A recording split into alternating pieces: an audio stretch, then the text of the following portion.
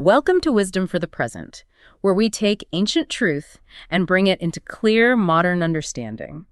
This episode uses AI-generated narration based on human-researched and written material. Glad to be here. So, I want you to imagine, just for a second, that someone sat down to write a definitive, sweeping history of the United States. Right. A grand narrative detailing the founding, the struggles, the titans who built the nation. But as you read it, you realize they deliberately, intentionally left out George Washington. Just completely erased him. Yeah, just pretended he didn't exist at all. It sounds completely absurd, doesn't it? Why would a historian erase one of the most foundational figures of their own heritage? It's wild. Well, roughly 2,000 years ago, a brilliant aristocratic diplomat did exactly that to his own people's history. And he didn't just leave out, a minor player. Mm-hmm. He left out a figure so monumental that the omission practically screams off the ancient parchment. It forces us to ask what exactly was going on in the mind of this writer and, what kind of fierce political turf war he was actually fighting. And that is the exact mystery we are tackling today. The mission of this deep dive is to explore the concluding chapters of a text you might never have read, or, frankly, perhaps even heard of. Yeah, it's definitely a deep cut. Right. It's from the Apocrypha, the Book of Sirach, which is also known as Ecclesiasticus. Specifically, we're looking at the grand finale of the book, chapters 44 through 51. The absolute climax of the text. Exactly. And we're looking at it through a very specific lens today. We have the classic King James Version translation of the text on the table, but we're layering that alongside two incredibly dense, brilliant works of scholarly history. The heavy hitters. Oh, yeah. We've got R.H. Charles's massive compilation, the Apocrypha and Pseudepigrapha of the Old Testament, and W.O.E. Osterli's rigorous historical breakdown of Ecclesiasticus. Which is necessary, honestly, because reading this ancient text without that historical scaffolding is, it's like trying to understand a modern political satire without knowing who the president is. Oh, that's a great way to put it. Yeah, you might get a few of the broader moral points, but you will completely miss the biting underlying mechanics of what the author is actually trying to accomplish. So let's start by building that scaffolding. Before we dive into the text itself, who is this author? I think you mentioned earlier he was a diplomat. Right, so we are looking at a man named Jesus Ben-Sira. He's writing in Jerusalem somewhere between roughly 200 and 175 BC. Okay, so a very specific window. Very specific. And it is crucial to understand his social standing. Ben-Sira is not some isolated monk living in a desert cave, surviving on locusts and receiving uninterrupted divine visions. Right. He is a sofer, which translates to a wisdom scribe. Okay, let's unpack this right there. Because when I hear the word scribe, I immediately picture a guy hunched over a wooden desk in a dark room, just mindlessly copying documents by candlelight.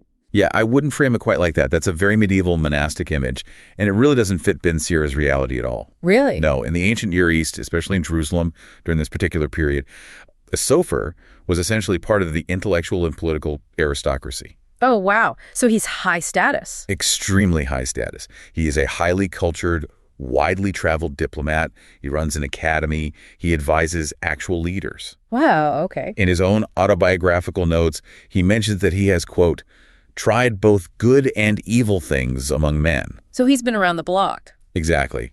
He has navigated the dangerous halls of international power. He has dined with foreign dignitaries. And he is writing from a place of deep, seasoned, and honestly, sometimes cynical worldly experience. He's the ultimate insider. Precisely. And the world he is an insider to is terrifyingly unstable. To understand his mindset, you really have to understand the geography of his anxiety. The geography of his anxiety. I like that. Well, Israel at this time is essentially a land bridge. It's this tiny strip of livable territory caught right between two warring superpowers. Let me guess. Egypt and someone else. Spot on. Egypt in the south, which is controlled by the Ptolemaic dynasty, and Syria in the north, controlled by the Seleucid Empire. Okay. And these are the successor kingdoms to Alexander the Great's massive empire. And for over a century, these two massive military machines fought a series of conflicts known as the Syrian Wars. Sounds brutal. It was. And because of where Jerusalem sits on the map, every time the Ptolemies want to attack the Seleucids, or the Seleucids want to attack the Ptolemies, they literally have to march their massive armies right through Ben-Sira's backyard. Oh, man. So it's not just abstract political tension in the capital. Not at all. It is the physical reality of thousands of foreign soldiers tramping through your vineyards, requisitioning your crops, imposing new taxes, and constantly shifting the sovereignty of your nation depending on who won the last battle. Exactly. The sources, specifically Oesterle's research, point out that Ben-Sira is writing his masterwork in the shadow of the Battle of Raphia. The Battle of Raphia. Yeah, which was a massive clash between Ptolemy IV of Egypt and Antiochus III of Syria. We're talking about tens of thousands of infantry, cavalry, and even actual war elephants clashing. War elephants in your backyard. Right. So living in Jerusalem meant you were living on a geopolitical fault line that could violently rupture at any moment. Your survival depended entirely on making the right political alliances and maintaining strict internal social order. Which makes perfect sense. And honestly, that pressure cooker environment explains so much about his theology. Oh, it really did. Because according to the scholarly sources we're pulling from today, Ben-Sira's religious worldview is going to sound incredibly strange, maybe even shocking, to someone who grew up in a modern religious tradition. Definitely. Our sources emphasize that Ben-Sira operated from what scholars call a Sadducean worldview. Yes, and the core defining feature of that Sadducean worldview is its intense, almost exclusive focus on the here and now. Just the present. Exactly. Yeah. For Ben-Sira, there is no developed belief in the resurrection of the dead. There is no elaborate theology of angels intervening in human affairs. Wow. And most importantly, there is no heavenly reward where the righteous get mansions in the sky and the wicked burn in eternal fire. Okay, let's unpack this right here because I really need to push back on this. To modern ears, a religious text without heaven seems almost like an oxymoron. I get that, yeah. If there is no heavenly reward, what is the point of being righteous? It feels like playing a massive, incredibly difficult video game where there is no high scoreboard at the end. That's a good analogy. Right. You put in all this effort, you make all the painful moral choices, you deny yourself worldly pleasures, and then the screen just goes black. Why even bother? In his theology, what actually happens when you die? You go to Sheol. Yeah, that is the Hebrew concept of the grave. And we really need to be clear about what Sheol is and what it isn't. It is not hell. What? It is not a place of active torment or fire. It is just, well, the pit. Right. It's a shadowy, neutral, lethargic existence where literally everyone ends up, regardless of how they live. Everyone. Everyone. The righteous king and the wicked thief both go to the exact same dust. See, that sounds incredibly bleak. Well, we only view it as bleak because we are conditioned by 2,000 years of later religious development to view life as merely a waiting room or a testing ground for eternity. Right. But Ben-Sira forces us to apply a profound level of discernment to our own motivations. By completely removing the safety net of an afterlife reward, he fundamentally alters the physics of morality. How so? Like, what does that change? Think about the mechanics of an afterlife-based morality. If you believe God is going to perfectly balance the scales of justice in eternity, it can easily breed complacency in the present. Oh, I see where you're going. You could look at a corrupt politician or extreme poverty and just say, well, the world is broken now, but God will sort it out in heaven. The wicked will get their punishment later. It's an escape hatch. It lets you completely off the hook for fixing things today. Precisely. But Ben-Sira doesn't have that escape hatch. Yeah. He's saying, no, if there is to be justice, if there's to be righteousness, it must be enacted by you here today in your actual community. Wow. It is a philosophy of immense, immediate responsibility. Your physical actions right now are infinitely precious because they are the only reality that matters. So because there's no tomorrow in eternity, today means absolutely everything. It is actually a really beautiful way to look at the present moment, even if it initially feels harsh. It is. But what really fascinates me from the Charles and Oesterle texts is how uncomfortable later generations were with this bleakness. Like, they literally tried to edit his theology. Oh, the textual history of this book is a dramatic saga all its own. So Ben-Sira originally wrote the book in Hebrew. A couple generations later, his grandson traveled to Egypt and translated the work into Greek for the Jewish diaspora living there. Right, to make it accessible. Exactly. But as time went on, the theological landscape shifted. A new group emerged, the Pharisees. And they did believe deeply in the resurrection of the dead, in final judgments, and in angels. And when these later Pharisaic scribes got their hands on Ben-Sira's Greek text, They just couldn't handle his seduction here and now philosophy. They couldn't handle it at all. Charles's analysis of the manuscript traditions shows what scholars refer to as a secondary Greek text. A secondary text. Yeah. This is largely found in a specific family of manuscripts known as the 248 group. These later scribes were so uncomfortable with Ben-Sira's earthbound focus that they literally glossed the text. They changed it. They inserted lines that weren't there originally, adding concepts about the fruit of the tree of immortality and future divine judgments. They tried to posthumously convert Ben-Sira to their theology. They quote-unquote fixed it for him. Exactly. But wait, how do we know they changed it? If we only had the Greek copies, wouldn't we just assume those afterlife parts were original to Ben-Sira? That is where we get into one of the most thrilling archaeological stories of the late 19th century. I love a good archaeology story. The discovery of the Cairo Geniza. Wait, before you explain the discovery, define Geniza for me. What exactly is that? A Geniza is essentially a storage room or a repository found in a synagogue. In Jewish tradition, you cannot simply throw away a piece of paper or parchment that has the name of God written on it. Right, sacred. It must be treated with reverence. So when texts became worn out, damaged, or obsolete, they weren't trashed. They were retired to the Geniza. Eventually, they would be formally buried, but sometimes they just accumulated for centuries. Like a sacred attic where nobody ever cleans out the boxes? Exactly like that. And in 1896, a scholar named Solomon Schechter gained access to the Geniza of the Ben Ezra Synagogue in Cairo, Egypt. That room had been sealed up and accumulating documents for nearly 1,000 years. Inside, he found roughly 250,000 manuscript fragments. 250,000. And among those fragments, miraculously, were pages of the original Hebrew text of the Book of Sirach. Oh, wow. So they finally had the original Hebrew to compare against the edited Greek versions. Yes, and the Hebrew fragments confirmed what scholars had suspected all along. Ben-Sira's original text was starkly devoid of any afterlife promises. The scribal additions in the Greek were definitively proven to be later interpolations. That archaeology just adds so much weight to what we are reading. We are reading the original, unfiltered thoughts of a man who looked at a chaotic, war-torn world, knew he was going to die and simply become dust in Sheol, and still chose to dedicate his entire life to the rigorous pursuit of wisdom and righteousness. Which brings us to a critical thematic intersection. Right. Because if you don't believe you will live forever in heaven, how do you achieve immortality? Through memory. You live on in the legacy you leave behind. Exactly. And that underlying psychological need for legacy is what drives the incredible transition into chapter 44, which begins the famous section known as the Praise of the Fathers. This has to be the most iconic section of the entire book. Yeah. Chapters 44 through 49 are just this sweeping, majestic, historical retrospective. It really is. He begins with those famous words in the King James translation. Let us now praise famous men and our fathers that begat us. It really reads like a commencement address or a grand Hall of Fame induction for the nation of Israel. He is building the architecture of legacy. He chronicles the absolute giants of the covenant. Yeah. He talks about Enoch, holding him up as an example of repentance.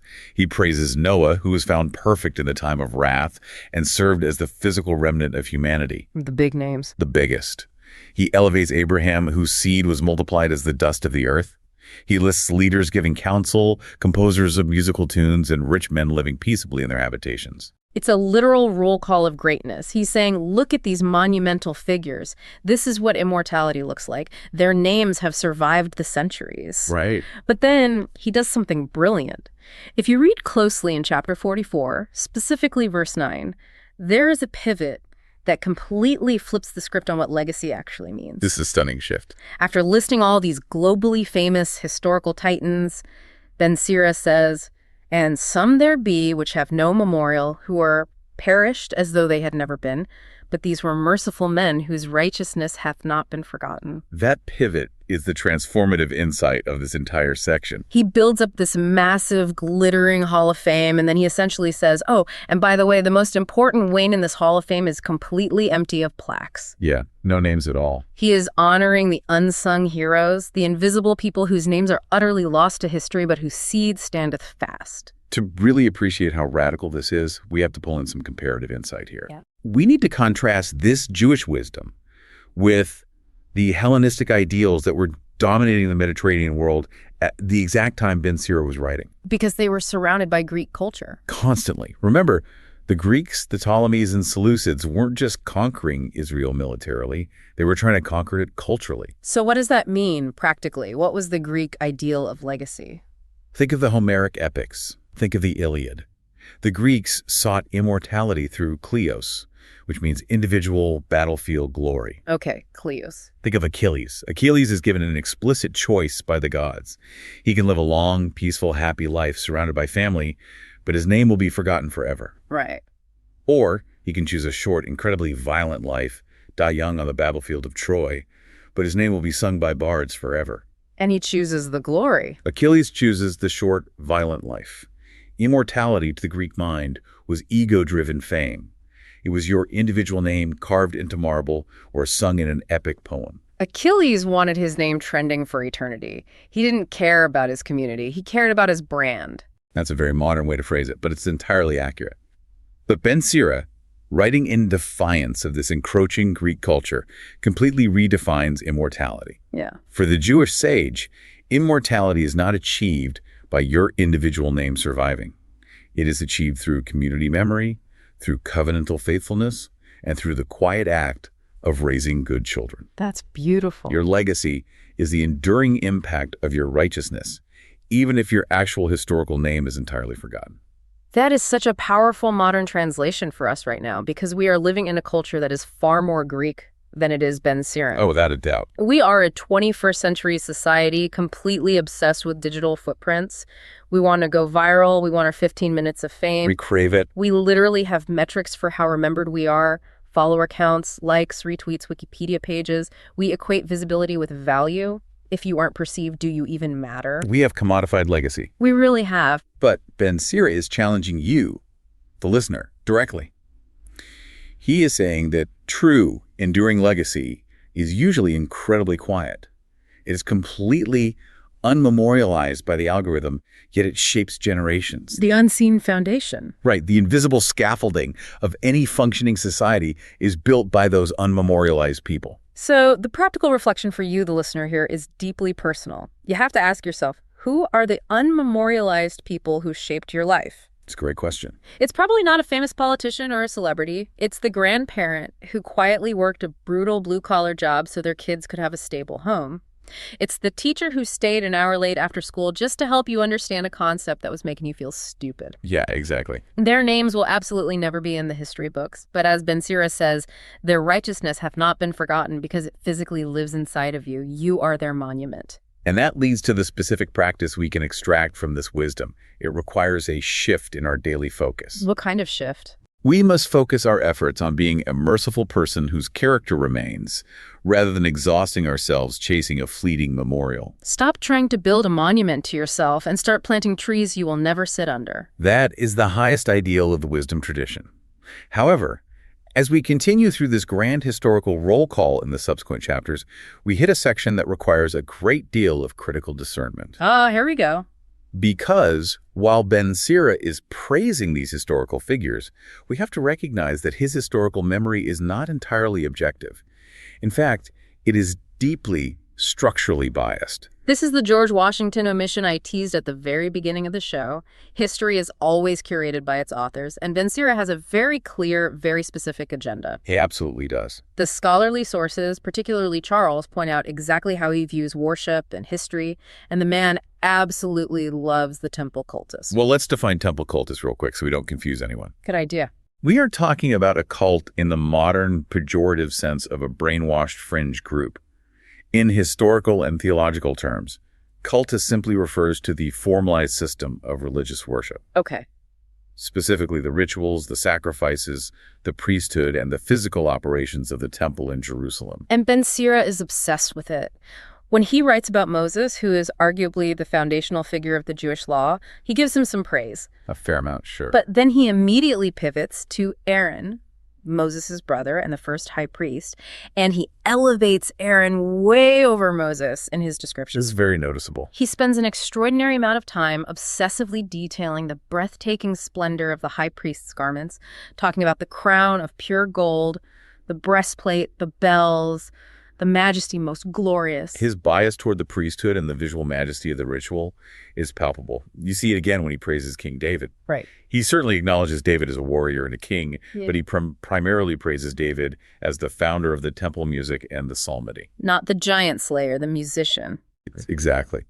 For Ben-Sira, the absolute pinnacle of human achievement isn't military victory or even the giving of the law.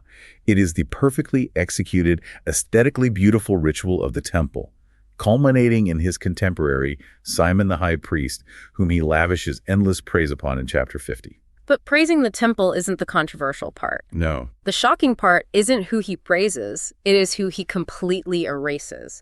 He highly praises Nehemiah, saying he raised up our ruins and rebuilt the walls of Jerusalem. But he completely, deliberately omits Ezra from the text. Just skips him entirely. He just skips him. It's massive.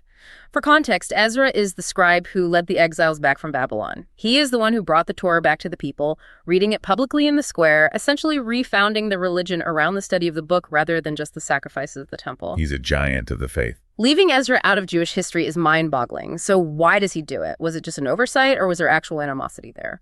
It was absolutely not an oversight. It was calculated. And here we must practice wisdom with discernment, looking at the historical mechanics impartially without taking sides. Okay, let's break it down impartially. Ben-Sira was aligned with the aristocratic priestly class. They believed that divine authority flowed through bloodlines, specifically the Aaronic priesthood, and was centralized in the physical space of the temple. Right, the establishment. This group eventually evolves into the Sadducees. Now, Ezra, on the other hand, represented a massive paradigm shift. How so? Ezra was a scribe who believed that the center of religious life wasn't just the bloodline of the priest, but the study of the Torah. He democratized the law. Okay. He made it accessible to the common people. This movement empowered a newer class of scholars, the Sopharim, who eventually evolved into the Pharisees. I see the mechanics of the conflict now. If God's favor is found through studying a book, then anyone who learns to read and study can become a spiritual leader, regardless of who their father was. That is a direct threat to the power monopoly of the aristocratic priests. It was an intense power struggle over who controls the religious and social life of the nation. Ben-Sira lacked sympathy for the populist lay-lid movement that Ezra represented. He believed the ultimate authority and beauty of Israel resided in the temple priesthood, so he simply wrote his political rival out of his history book. This presents a major obstacle to growth for a modern reader. You open a sacred, ancient text expecting pure, unfiltered divine truth, and instead you hit blatantly obvious political bias and institutional turf wars. It can turn people off. It feels too human, too petty. Which raises an important question. How do we extract wisdom from a flawed, biased narrator? Right. There are two vital takeaways here that translate perfectly into the modern world.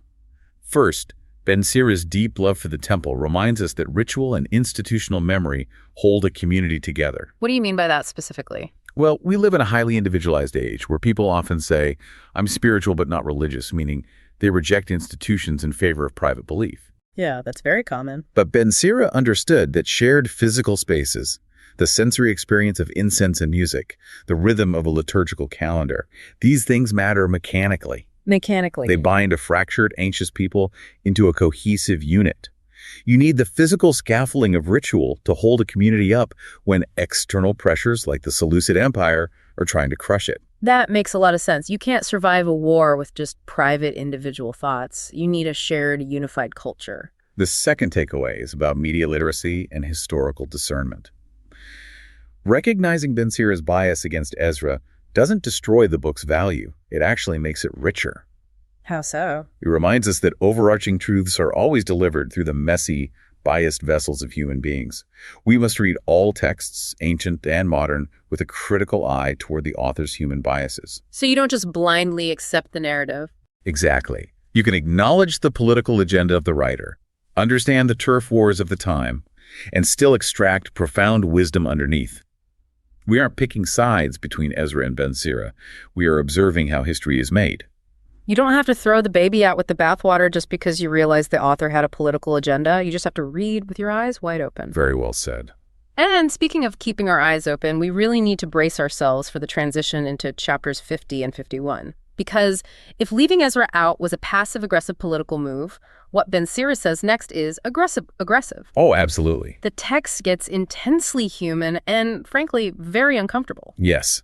The focus shifts from the broad sweep of historical legacy to the immediate visceral tensions of Ben-Sira's own life and geography. In chapter 50, verses 25 and 26, we encounter a text that is undeniably difficult to read. What does he say? Ben-Sira writes, "There be two manner of nations which my heart abhorreth, they that sit upon the mountain of Samaria, and they that dwell among the Philistines, and that foolish people that dwell in Sikkim." Wow. Nations which my heart abhorreth. That is not subtle at all. Not at all. That is explicit xenophobia. He is harboring deep, localized geographic hatred against the Samaritans, the Philistines, or the coastal Hellenized cities, and the Edomites living in Sikkim. It is raw prejudice. And again, maintaining our impartiality as analysts, we do not endorse this prejudice or attempt to justify it morally. Right, of course not. But as students of history, we must look at the mechanics of why he is writing this. We use it to understand the intense pressure cooker of the pre-Maccabean era. Explain the geography of that hatred for me. Why those three specific groups? Because they surrounded Jerusalem on all sides. The Samaritans were to the north, the Philistines and Hellenized cities were on the coast to the west, and the Edomites and Sikkim were to the south and east. So they are boxed in. Completely. The Jewish people in Jerusalem were a tiny enclave entirely surrounded by hostile neighbors, and these neighbors were often allied with the massive Hellenistic empires that were constantly threatening the cultural and physical annihilation of the Jewish people. It's a survival thing. Yeah, there were constant territorial disputes, religious conflicts, and military skirmishes. So this isn't just theoretical prejudice. This is the trauma of living in a constant state of siege. Exactly. Ben-Sira's words show the very real, flawed humanity of a man living in a state of perpetual defensive anxiety. It is a survival mentality born out of geopolitical trauma.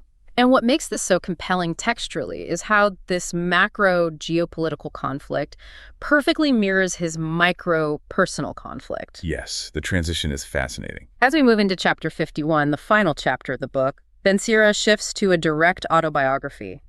He reveals that he was in extreme personal danger. He writes about facing a deceitful blow and the slander of an evil tongue. The transition from the national to the personal is seamless. He is surrounded by national enemies, yes, but he reveals that he was also surrounded by personal enemies right in his own community. People who knew. Yes, people who were actively trying to destroy his reputation, his career, and possibly his life. He speaks of false accusations made to the king. He is experiencing the absolute terror and helplessness of being falsely accused by people he probably worked with. And this is where the modern translation of the text becomes intensely practical. Because human nature hasn't changed. It hasn't changed in 2,000 years. When you are facing a deceitful blow, when you are the victim of professional slander, or a toxic rumor mill at your job, or a targeted campaign to ruin your reputation online, what is your first instinct? Retaliation. The human instinct is always to go on the offensive. 100%. You want to fight fire with fire. You want to clear your name, destroy their reputation in return, post the receipts online, and rally a mob to your defense. You want to match their cruelty with your own. But we have to look at how Ben-Sira responded to this life-threatening slander. Did he start a smear campaign? No. Did he use his considerable literary skills to write a vicious takedown piece of his accusers? Yeah. No. He turned inward. Which is so hard to do. Incredibly hard. He writes about how, in the midst of the terror and the lies, he lifted up his voice in prayer. He sought God's mercy, and he pursued wisdom as his ultimate shield. He leaned entirely on the internal discipline he had cultivated his entire life. So the practical question you have to ask yourself today is this. When your reputation is under attack, do you let the bitterness turn you into an enemy yourself? Right. Do you become the very monster that is attacking you? Or do you use that extreme pressure to root yourself even deeper in your core principles? Ben-Sira chose to let the slander drive him closer to wisdom rather than dragging him down into the mud of retaliation. It is the ultimate test of a person's character. Where adversity does not create your character, it reveals it. So true. And Ben-Sira's adversity revealed a man who, despite his political biases and historical blind spots, was completely anchored in his pursuit of truth. Which leads us to the grand finale of the entire book, the closing poem in chapter 51. Right. After all the history, all the politics, the turf wars, the national anxiety, and the personal slander, he extends a final, sweeping invitation to the reader. He says, "Acquire wisdom for yourselves without money." And from a comparative insight perspective, the language he uses here echoes profoundly throughout later traditions. Like where? Well, the phrase without money is a direct thematic connection to the prophet Isaiah chapter 55, which invites the thirsty to come and buy wine and milk without money and without price. It's the idea that the most valuable thing in the universe cannot be commodified. But just because it's free doesn't mean it's easy. Definitely not. He follows that invitation with a strict demand for discipline. He says, "Bring your necks under her yoke. I labored but little therein, and abundance of peace have I found." And he concludes the entire masterwork with this promise: work your work in righteousness, and he will give you your reward in its time. That imagery of the yoke leading to peace or rest is incredibly important. It's a clear philosophical precursor to the New Testament teachings of Jesus of Nazareth, who later famously says, "Take my yoke upon you, and you will find rest for your souls." Okay, I really need you to break down this concept of the yoke, because to a modern listener, the word yoke carries terrible connotations. I can see that. It sounds oppressive. It sounds like slavery or indentured servitude or mindless conformity. Like, who in their right mind wants to voluntarily put their neck under a heavy wooden yoke? It's a completely alien concept to our modern sensibilities. We prize absolute, unhindered individual freedom above all else. Right, freedom is everything. We view any constraint, any discipline, any rule as a violation of our personal autonomy. We think freedom means the ability to run in any direction at any time. Exactly. So why is he selling a yoke as the path to peace? Because we misunderstand what a yoke actually does. In its original agricultural context, a yoke is not a tool of torture. It is a tool of efficiency. Think about the mechanics of a beast of burden. If you have a massive, impossibly heavy cart that needs to be pulled through a muddy field, and you just tie a rope around an ox's neck, what happens? Well, the ox chokes. It can't pull the weight, the rope cuts off its air supply, and the animal is crushed by the burden. Exactly. But if the farmer takes a thick piece of wood and carefully carves it to perfectly fit the contours of the ox's shoulders, that is a yoke. Oh, I see. The yoke distributes the weight evenly across the animal's strongest muscles. It aligns the skeletal structure so that the animal can carry a massive burden with a fraction of the effort without choking or injuring itself. A yoke doesn't weigh you down. It makes the heavy, chaotic burden of life actually manageable. That completely flips the metaphor on its head. Doesn't it? The discipline of wisdom is the yoke. Yes, it restricts your lateral movement. You cannot just run off in any direction you please. You are bound to a specific path, the path of ethical behavior, of emotional restraint, of rigorous study. Yeah. But that very restriction is what gives you the power to pull the heavy burden of human existence without being crushed by the anxiety of it. Ben-Sira is warning us that the chaotic freedom to do whatever you want, whenever you want, driven purely by impulse and ego, will eventually destroy you. It will choke you. The burden of life will choke you.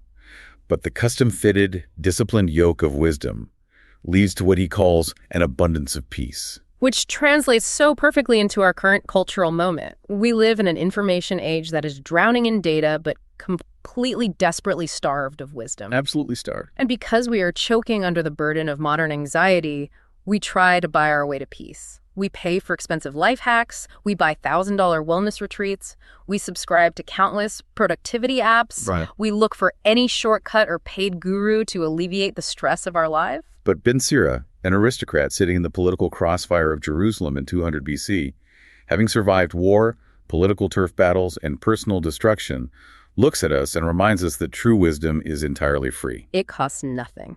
It costs absolutely no money. But its currency is rigorous daily discipline.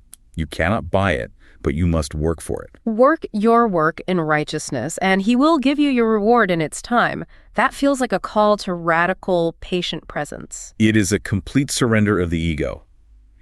It is accepting that your job is not to control the geopolitical universe, or to defeat empires, or to ensure your name is written in stone for 1,000 years. Right. Your job is simply to be faithful in the present moment, putting your neck under the yoke of doing the next right thing. That is the true culmination of Ben-Sira's lifelong search for meaning. It really changes how you look at your daily to-do list, doesn't it? It strips away all the vanity, all the desperate grasping for legacy, and leaves you with just the raw material of a life well lived. It's a profound shift in perspective. Which leaves you, the listener, with one final thing to mull over as we wrap up this deep dive.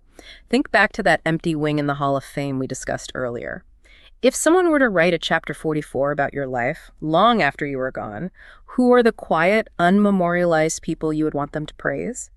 And more importantly, when the people in your life look back decades from now, what are you doing today to ensure you are that quiet, foundational person for them tomorrow? That is the ultimate question. That's the heart of this section. This is Wisdom for the Present, where understanding leads to clarity, and clarity shapes how we see and live. We'll see you in the next episode.